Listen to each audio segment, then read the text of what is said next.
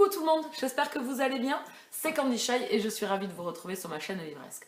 Aujourd'hui on va faire une gazette, donc un update lecture où je vais parler de 3 lectures que j'ai lues dans le courant du mois, non même pas, dans l'année 2017. Ces lectures datent depuis très longtemps et je ne vous en ai pas encore parlé et pourtant c'était 3 superbes lectures avec 2 coups de cœur, 2 énormes coups de cœur pour ces lectures-là et je vous en parle là de suite. Lily Haim avec Wild Earth. Ce roman-là, je l'ai acheté au Salon du Livre de Paris en mars et je crois que j'ai fait sa lecture en juillet ou en août. Voilà, donc vous voyez, ça date quand même pas mal. C'est l'histoire de Gabriel, un jeune homme en colère qui a fait une maison de redressement et qui sort enfin et qui essaye de reprendre à vivre. Et il travaille dans un garage. Et un passé lourd le suit, un passé de violence. Il recroise quelqu'un de son passé, donc Vicky, qui est un jeune homme. Il sent qu'il y a quelque chose de plus ancré, de plus profond dans cette colère, dans ce mal-être. Et en fait, Vicky et Gabriel vont se revoir, se retrouver et apprendre à se connaître. Et Gabriel va changer au fur et à mesure, va apaiser cette colère un petit peu qu'il a en lui, cette façon de vivre qu'il a, cette un peu autodestruction. Donc c'est grâce à ça que j'ai connu Lily Haim. J'ai beaucoup aimé cette lecture, c'était une belle romance, c'était une belle histoire et c'est surtout la plume de l'auteur qui m'a beaucoup touchée. Elle a vraiment une très belle plume. Beaucoup d'entre vous l'ont dit et redit. J'avais jamais sauté le pas et donc j'avais acheté ça au Salon du Livre de Paris. Je me suis dit, par contre tu l'achètes mais tu ne laisses pas traîner 10 ans dans ta pile à lire, quoi. Parce que là c'est bon. Et j'ai passé un excellent moment par la plume de l'auteur, par l'histoire de ces 2 personnes qui réapprennent à vivre. Vicky est quand même quelqu'un d'exubérant, quelqu'un de joyeux, de quelqu'un qui aime la vie. Et j'ai beaucoup aimé ces 2 personnages qui sont du tout, mais pas du tout pareils. Tout à l'opposé l'un de l'autre. La couverture calque très bien au récit. Donc voilà, un jeune homme qui aime la violence, qui aime se battre et qui écrit donc des lettres de pardon. Donc on apprend au fur et à mesure ce qui s'est passé, hein, on le sait. Et ce qui nous fait encore plus aimer Vicky et Gabriel. Ça nous touche, bien évidemment. Et grâce à Vicky, je pense que Gabriel grandit et apprend à vraiment relativiser, à vraiment pardonner, à se pardonner lui-même surtout, hein, parce qu'il s'en veut énormément.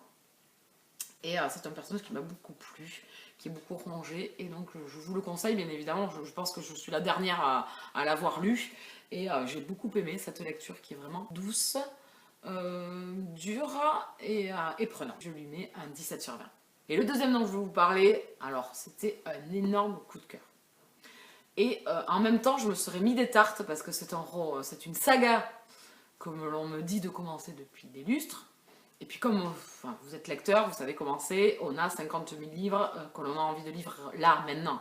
Et forcément, on laisse attendre. On laisse attendre ces pépites que l'on a dans la pile à lire. Et je vous parle de Cuchiel, le tome 1, la marque de Chaplin Carré. Ici, on est dans de la fantasy. Et ça a été... Alors, c'est un beau pavé. Donc, pourquoi il sortait pas de ma pile à lire aussi, il faut dire, c'est qu'il fait plus de 900 pages. Donc, c'est pour ça qu'il y était encore et toujours dans ma pile à lire. C'est le méga coup de cœur. C'est le livre de l'année 2017. C'est celui-là. Et c'est pas un autre, c'est celui-là. J'ai adoré. J'ai adoré ce roman. J'ai adoré Phèdre. J'ai adoré cet univers. J'ai adoré l'histoire. Ça commence tout doucement. On y va lentement, on nous dessert un univers fantasy riche, très riche, il faut suivre, et j'ai adoré. Phèdre est notre héroïne, et elle fait partie de la maison de Launay, elle est adoptée en fait, et elle devient en fait une esclave de maître, et pour lui, elle remplit des missions. Au début, c'est des missions courtes, donc on voit pas, et en fin de compte, toutes les personnes qu'elle nous fait présenter au fil de l'histoire, au fil de son histoire, vont nous servir tout au long. Et le complot, d'un coup, nous éclate aux yeux, et Phèdre se trouve piégé par ce complot. Il lui arrive des choses pas très cool. Enfin, j'avoue qu'il y a des scènes quand même qui sont... Alors, l'auteur ne les décrit pas dans le détail. C'est ce qui permet à nous, en tant que lecteurs, de prendre un petit peu de recul. Et dans la souffrance de Phèdre, et dans tout ce qui lui arrive, parce que franchement, jusqu'à la fin, il lui arrive pas mal de choses. C'est une super héroïne, donc elle va au bout des choses, et en fait, elle veut aller au bout de sa mission, et j'avoue que je me suis dit à un moment donné, c'est mort. Donc c'est une méga superbe découverte en 2017 de cette saga de Kushiel. Dedans, vous avez de l'action. Pas au début, hein, attention, ne vous attendez pas à des 200 premières pages, vous n'avez pas d'action, le complot, enfin, toutes les ramifications se mettent en place, la vie de Phèdre nous est relatée, puisqu'on commence avec Phèdre qui est une enfant, et après une adulte, qu'on avance avec elle, et donc les années passent, et donc on la suit au fil de l'histoire, et après on rentre vraiment dans la mission propre, et dans le complot qui s'est tramé, et de comment elle va réussir à dépatouiller tout ça. Phèdre est une super héroïne. Moi j'avais peur de cette héroïne un petit peu, voilà, un petit peu prostituée, hein, puisque elle est esclave sexuelle, et j'avais un peu peur de ça, et mais pas du tout. L'auteur le manie avec fantaisie, avec des descriptions, voilà, sans rentrer dans le cru, pas du tout, ça reste... on est avec Phèdre, on est Phèdre parce que elle nous embarque avec elle dans son récit. Je me suis approprié Phèdre, je l'ai suivi de son adolescent, enfin de son enfance, savoir tout ce qui lui était arrivé et savoir un petit peu comment elle évolue, comment elle pense et comment elle voit son travail, parce que c'est un travail qu'elle a en fait, hein, et toutes les mésaventures qui lui arrivent, parce que franchement il en arrive pas mal. J'ai beaucoup aimé les moments Phèdre-Jocelyn, j'en aurais voulu plus. Et je ne sais pas où la suite va mener, parce que Phèdre est quand même quelqu'un de dur. C'est une personne très dure et qui fait passer les intérêts politiques avant sa propre vie et sa propre vie personnelle. Je ne sais pas où l'avenir va nous mener et ça me fait un peu peur. Donc je vous conseille Kushiel plus, c'est la méga lecture, je l'ai adoré. Et le dernier, pareil, pépite. Alors dans un autre registre complètement différent, je vais enfin vous en parler. Je l'avais lu en lecture commune avec Nanounette. On s'est motivé, voilà, c'était les larmes, c'était vraiment le cœur vraiment noué pour cette histoire que j'ai adorée. C'est Un goût de cannelle et d'espoir de Sarah McCoy. Ce roman, c'est une pépite, je l'ai adoré. J'ai commencé avec Sarah McCoy avec le roman qui est sorti l'année dernière aux éditions Michel Lafon, qui était Le souffle des feuilles et des promesses, que j'ai adoré, qui était sur l'univers de l'édition aux États-Unis dans les années d'après guerre de sécession. Et j'avais adoré. Mais quelle joie de lire ce roman, je vous jure que c'est vraiment une pépite. On se retrouve en Allemagne pendant la Seconde Guerre mondiale. On va suivre une famille allemande. Suivre Elsie, donc, qui est en fait une jeune fille de 17 ans, qui vit avec ses parents dans une boulangerie. Et on va suivre voilà, le côté allemand de cette guerre et Elsie dans sa vie. Et en même temps, dans les années 2000, au Texas, dans une petite bourgade où on va retrouver Elsie, donc longtemps après la guerre, et elle va rencontrer Reba, qui est une journaliste, et on va suivre donc cette période dans les années 2000 et la période en Allemagne dans l'année 44.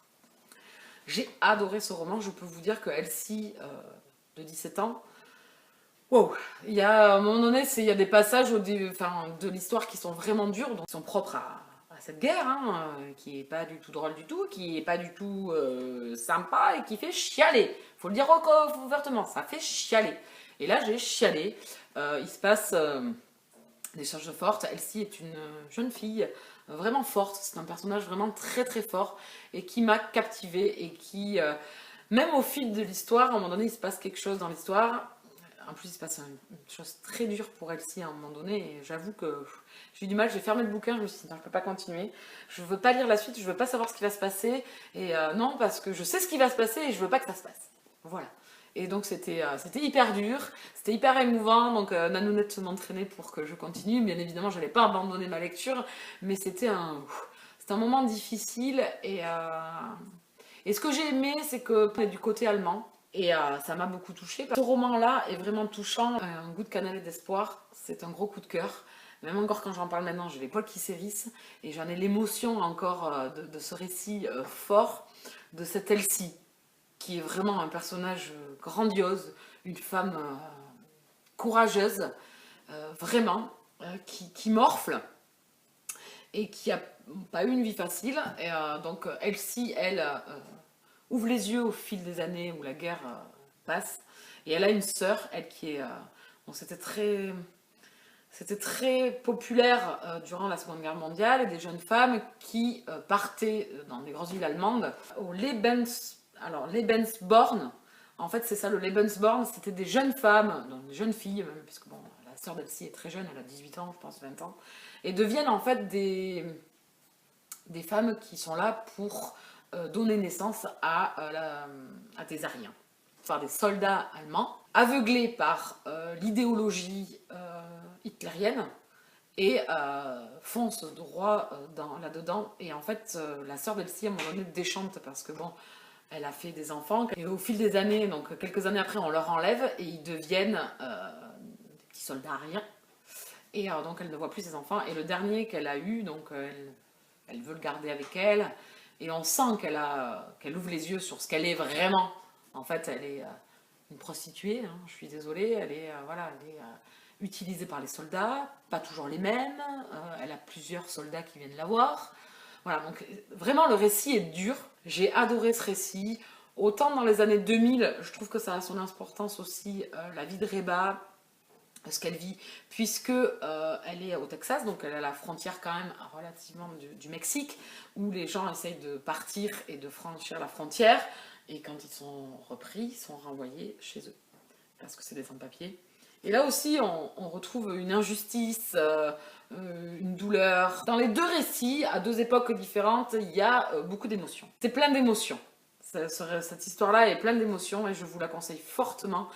Sarah McCoy va devenir une de mes auteurs chouchous. C'est une valeur sûre. Les deux romans que j'ai lus d'elle sont complètement différents, totalement à l'opposé l'un de l'autre.